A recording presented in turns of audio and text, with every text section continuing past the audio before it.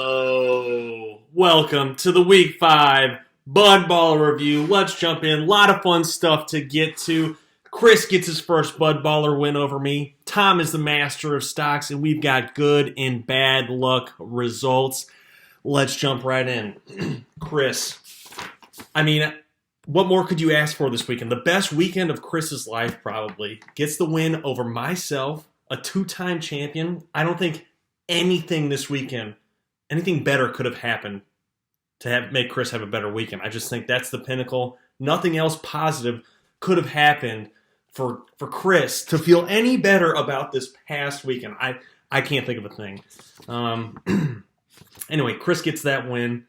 Sawyer ekes one out over Nick. Tim took an easy one from Jackson. Alec took an even easier one from Drew. And Tom laid down some hurt on Olson. Let's jump in. Like I said, Chris just pounced me from night one. It was tough. Threes were close. Only a difference of 4. A chip. Woo. But he beat me by almost 200 points. I did overtake him in rebounds and assists. We were tied in steals, but he beat me by 5 blocks, had 15 less turnovers. Tied at 8 double-doubles apiece, but the percentages are where the difference was. I did hit over 800 on free throw, but Chris hit an 831, shooting 500 from the field. Easily the MVP. Oh, crap, that didn't load. Holler 1 second. I'm going to have to pull this up somewhere else. I don't remember who his MVP was. Yada, yada, yada. While we're waiting, or while I'm pulling this up, I guess, Chris's team has had some bad injury luck lately. He's faced some pretty decent teams to start off the night, or start off this year. But if he has anything positive to take away, he's got a pretty decent schedule the next 4 games. He's got Nick, Jackson, Tim, and Drew. All those teams are 6 or worse in the standings right now. Doesn't mean they're terrible teams, but having Kyrie back, having Steph back healthy, Oladipo's looking good on his first couple games, and Houston, Tim's team or Chris's team can score some points. Chris's MVPs of the week: Kyrie shot 565 from the field, 882 from the charity stripe, 10 threes, and 103 points. Meanwhile, Steph had 17 threes, 106 points, 22 rebounds, 25 assists, and a double-double. When you've got both of those guys cooking, Chris could easily take some wins from other teams.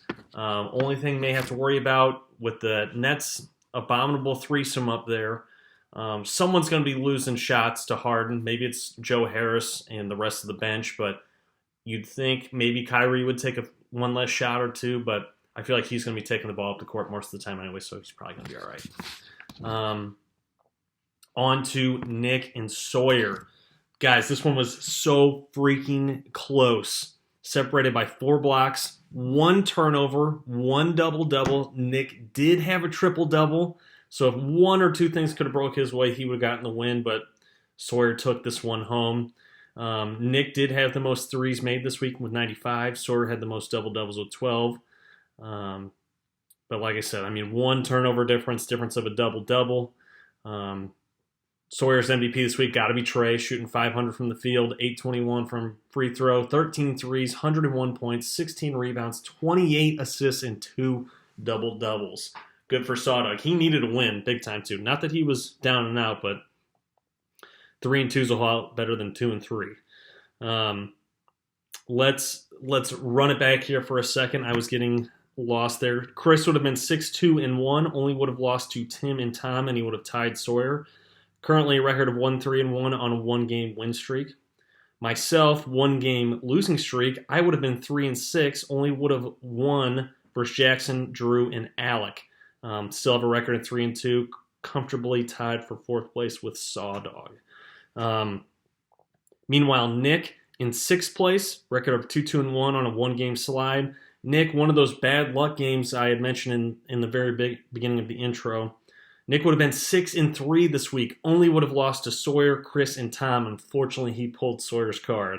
So that sucks for him. But Better days are ahead with Nick's team. Sawyer, on the other hand, would have been 6-2-1, only would have lost to Tom and John, would have tied Chris, tied with myself at a record of 3-2-0, 1-game winning streak. Sawyer in 4th place.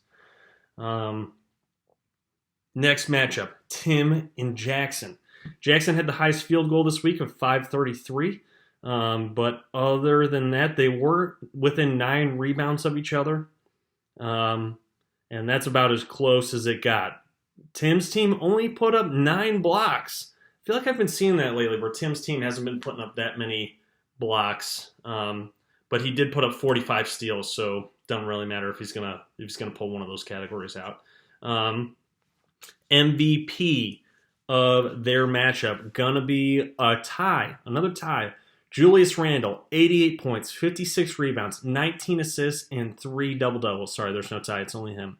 Julius Randle was drafted in the 7th fucking round this year, and he's currently ranked 7th overall. That is an absolute steal by Tim's team. Everybody should have been gunning for Julius Randle. He did this he wasn't this good last year, but he did some version of this with the Knicks, and we knew he was going to eat again. It was dumb that I definitely should have had him on my draft board, and I didn't. Tim would have been 5-3-1 this week, would have lost to Nick, Sawyer, and Tom, and tied John. Tim currently 2-3 on a 1-game win streak, comfortably by himself in 7th place. Meanwhile, Jackson, last place, tied for 9th, 1-7-1, only would have beaten Drew, would have tied Alec. That might say something about something going forward. 4-game slide for Yaks on Yaks on Yaks. Hit that waiver wire, buddy. We can make something happen here. Next up, we have Drew versus Alec. Oh, buddy. Drew had the highest free throw this week with 902. They were not close in threes, not close in points, not close in rebounds, not close in assists, not close in steals, not very close in blocks. Drew had the fewest turnovers with 46, but no double-doubles. Alec only had 4, but when you're facing 0, you just need 1. So Al's taking that W. MVP of Al's team, Kawhi, 552 from the field, shot perfect from the free throw line, 8 threes, 97 points, and 9 steals. One of the good luck stories of the week, Alec's team. Alec in first place, but would have only been 1-7-1 this week. Only would have beaten Drew, would have tied Jackson. That is some incredible luck. Alec currently in first place, 4-0-1, 4-game win streak, but there is a slightly tougher road ahead for Alec. He's played the bottom of the barrel teams. He's going to start playing some high caliber teams here. Let's see if his team can keep it up. Meanwhile, Drew, 0-9 again, bud. We're here again. Got to make something happen here. This is not totally directed at Drew. I'll say this to the entire league, but set your fucking lineups. If you set your lineup for the week and make an ad drop, it undoes everything you did for further days. So you've got to go back and set your lineups. Set your lineups. Just do it. Like I said, 0-9, lost to everybody, 0-4-1, tied for 9th place, 3-game slide. Come on. Finally, final matchup, Tom versus John. This was the matchup of the week. Unfortunately, Tom's team decided that was not the case and put the hurting on John. Separated by 30 points in field goal. Free throw was particularly close, less than 10 percentage points, less than 7 threes difference, not even close in blocks. Turnover slightly close, only 2 double-doubles between them, and they both had a triple-double. But someone on this team who's going to be the player of the week had the most meaningful triple-double, and that would be Clint Capella, folks. We'll get to his line in just a minute. Tom in second place, 9-0, back-to-back weeks of 9-0, putting the league on notice. Tom, 3-game win streak. Meanwhile, John,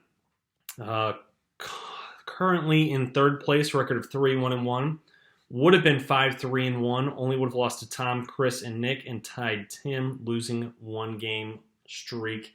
Kind of bad luck there for John, being the positive record overall, but having to face Tom. But anyone would have lost to Tom, so can't feel too bad about that. Going on, players of the week. Easily Clint Capella, 556 from the field, 63 points, 60 rebounds, 18 motherfucking blocks, including a 10-block game that gave him a triple-double, 3 double-doubles on the week. Easily, without question, player of the week. If I had to throw a special shout-out to someone else, I would say Embiid played pretty damn well. 6-11 from the field, 8-11 from the stripe, 113 points, 25 rebounds, 18 assists, 8 blocks, and 3 double-doubles. So shouts out Embiid playing like an MVP so far this year. Capella had the best averages, averaged 21 points, 20 rebounds, 1.3 steals a game, 6 blocks a game, averaged a double-double. Nuts. Crazy. Lots of good stuff. Good matchups coming up. We've got, obviously, Tom and Alec battling again for first place. Tim and John taking that silver star matchup. Nick and Chris in the third star. See, Chris, I told you. You win a game or two, I'll put you up there in those good matchup spots. Sawyer gets a break. Gets to play Jackson. Jackson, maybe you can take that to heart and say, fuck you, Ray. I'm going to play hard. And finally, me versus Drew. And Drew, buddy. It ain't going to happen. But good luck, motherfuckers.